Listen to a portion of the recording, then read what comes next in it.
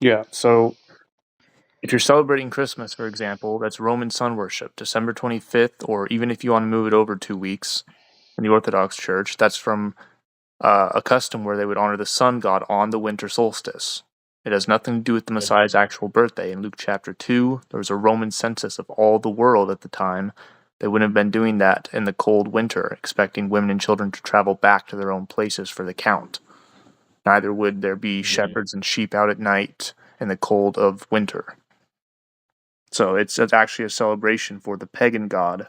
Well, several different pagan sun gods like Mithra, Sol Invictus.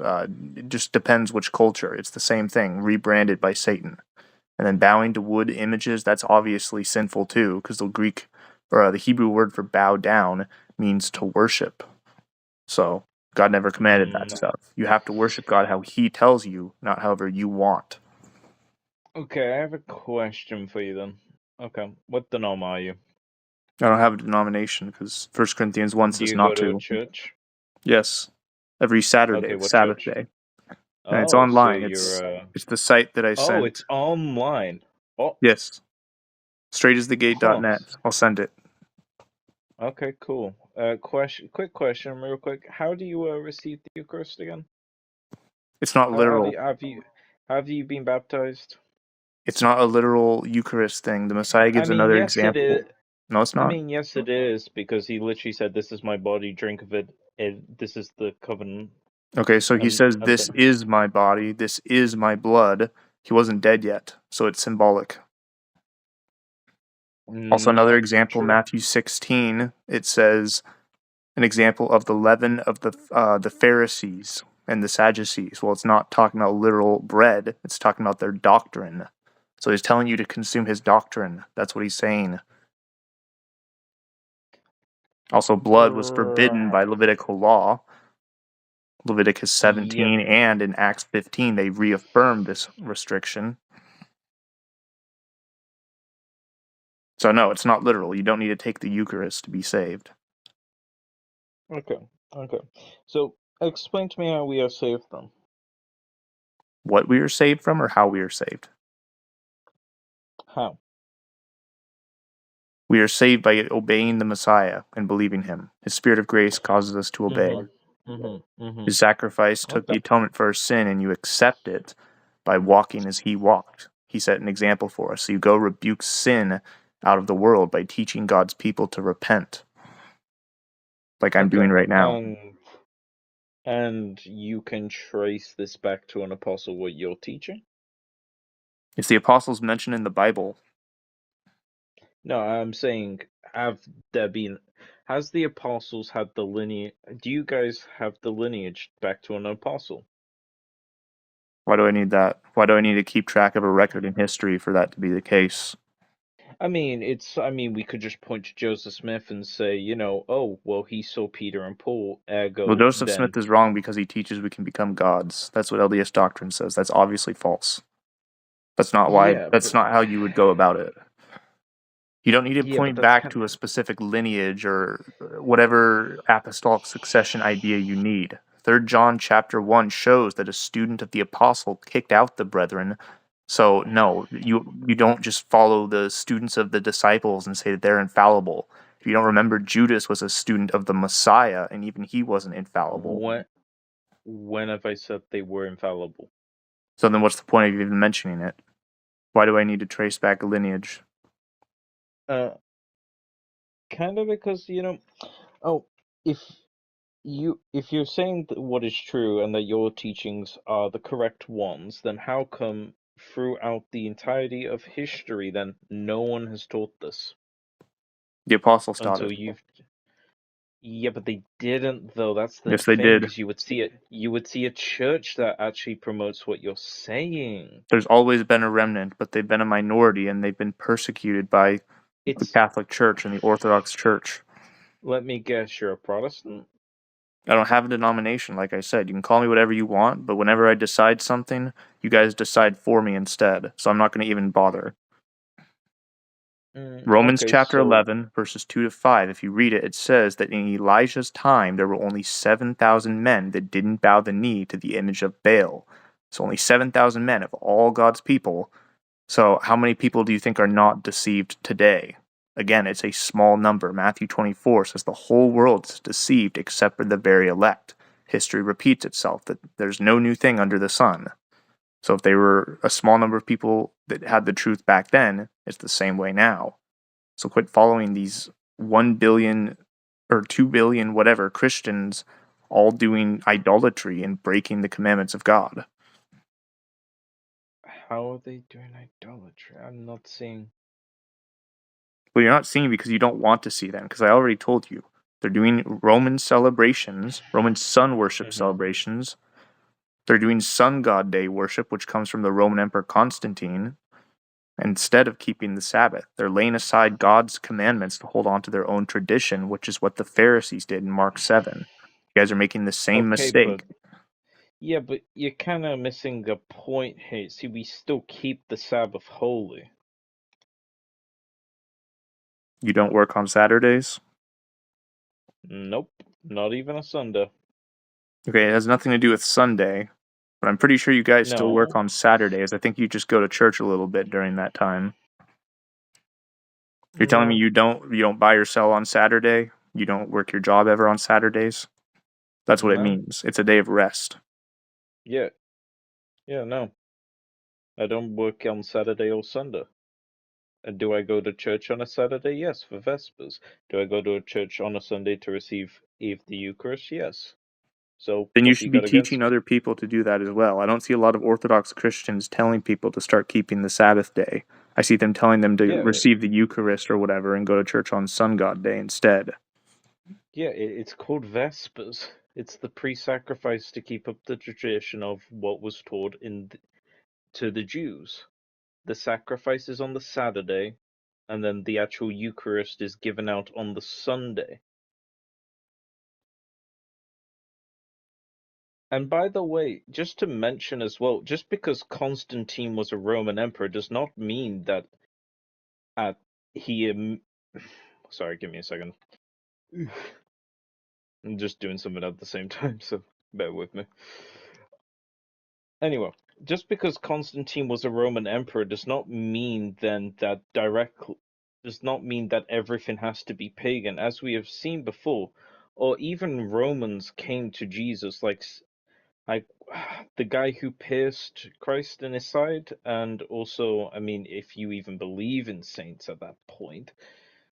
Actually, do you believe in saints? A Do you have saint is someone saints? who keeps the commandments of God and has the faith of Yeshua. That's Revelation 14, verse So, 12. so would you say Saint George is a saint? I don't even know who that is. Okay, go look him up, bud. Does St. George keep the Sabbath? Does he know we can't bow to icons and wood images?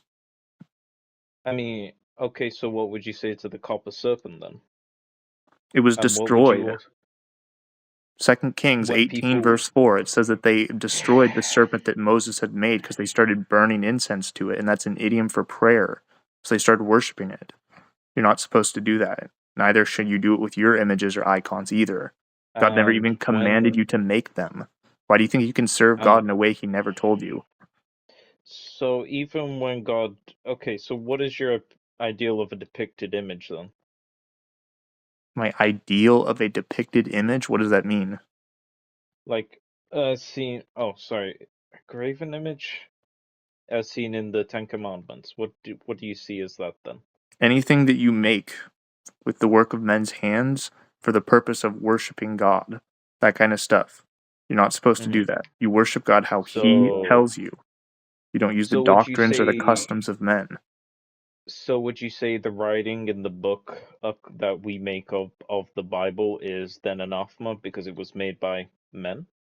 No, that's not an image. That's Because words in a because book. by because by your logic, anything that is made by a fleshly hand or a man's hand is immediately deemed as a graven image.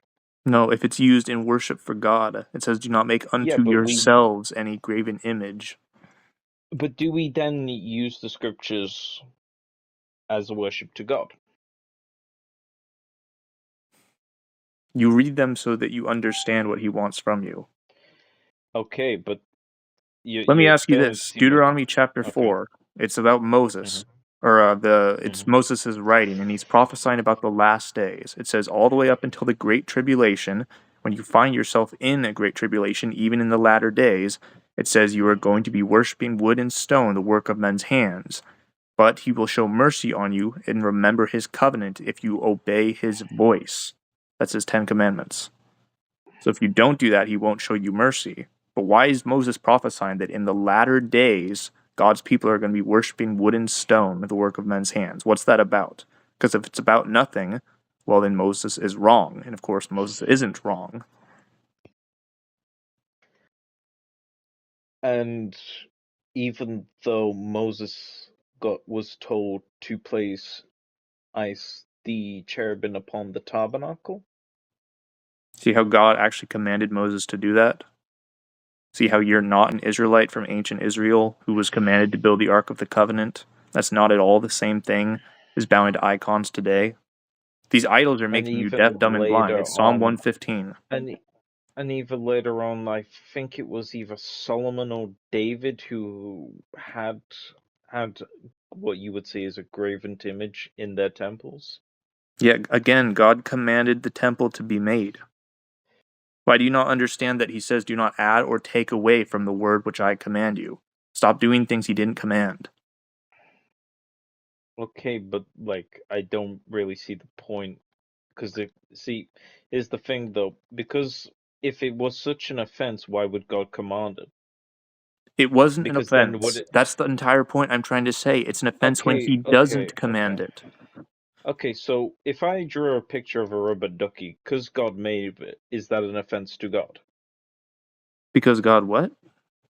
Because, alright, what would you define as a graven image? Something that depicts God, correct? Or his creation. Sure. So would you say if I drew a picture of a duck right now, that would be a graven image? If you're using it in worship for God, then it's a sin. So basically, If you're where's saying the God line then? wants me to worship him using this rubber duck, I'm going to bow down to it, I'm going to kiss it, and this is a sacred icon for God. Okay, I don't think you're going to get it. You saw the part where I said you can't Yeah, eat pork and shrimp, right? yeah, I saw that, and I was Okay, like, the reason okay, I why I get say the, that is in Isaiah chapter y- 66, verses yeah, 15 to 17. I get it, No, I I don't think get you it. do get it because I didn't post it anywhere, and I don't even know what you think I'm saying. It says the Lord is going to slay ears of pork at his return, his second coming. That's what it says. So that prophecy has never been fulfilled. And that same chapter says that all flesh will come to worship before God on the Sabbath day. It says nothing about Sunday worship. So you still can't eat pork or shrimp. It was never abolished or done away with. The peculiar people that the Right. Messiah gave himself for, they don't eat abominable things. Cross reference Titus 2, verse 14, and Deuteronomy Yet 14, even verses 2 to 3. yet even the Messiah himself criticized the Pharisees is for what they said rather than what they eat. That parable, or that saying of the Messiah, that was about eating with unwashed hands. He even clarifies that at the very end of Matthew 15, verse 20.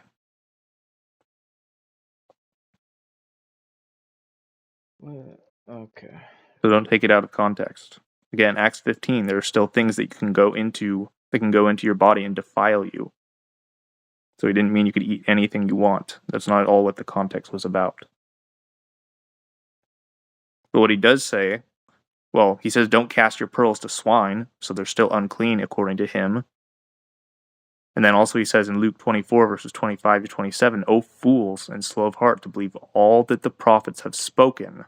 So if you don't believe the prophecy in Isaiah 66, well, then he calls you a fool. So don't try to make some excuse out of why you don't have to worry about it. You need to stop doing idolatry, stop going to church on Sun God Day and participating with the Orthodox Church, stop doing Christmas, stop eating pork, shrimp, if you are doing that, and then start using the Messiah's real name, Yeshua. His name isn't Jesus, it's Yeshua. There's one name under heaven that saves us, and you receive the one who comes in his own name, not Yeshua who comes in the Father's name, Jehovah, if you do not have the love of God in you, which is keeping of the Ten Commandments. 1 John 5, verse 3. Right. Quick question. So, I'm supposed to use Yeshua even though Jesus is the English translation of it. I'm pretty Joshua is the confused by English that. translation. Or Joshua, yeah. You understand what I'm saying. It's a translation of a translation, pretty much. So how is that wrong for me to use Jesus?